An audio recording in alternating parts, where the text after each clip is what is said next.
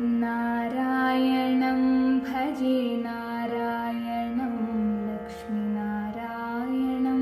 भजे नारायणं नारायणं भजे नारायणं लक्ष्मीनारायणं भजे नारायणं नारायणं भजे नारायणं लक्ष्मीनारायणं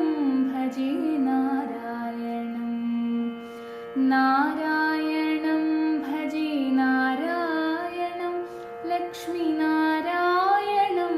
भजे नारायणं नारायणं भजे नारायणं लक्ष्मीनारायणं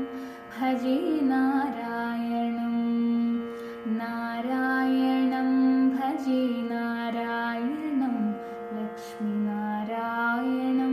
भजे नारायणं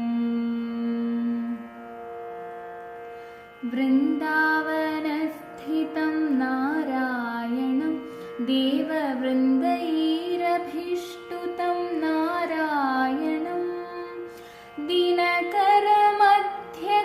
नारायणं दिव्यकनकाम्बरधरं नारायणं नारायणं भजे नारायणं लक्ष्मीनारायणं भजे नारायणं नारायणं भजे नारायणं लक्ष्मीनारायणं भजे नारायणं पङ्कजलोचनं नारायणं भक्तसङ्कटमोचनं नारायणं करुणापयोनिधिं नारायणं भव्यशरणागतानिधिं नारायणं नारायणं भजे नारायणं लक्ष्मीनारायणं भजे नारायणं नारायणं भजे नारायणं लक्ष्मीनारायणं भजे नारायणं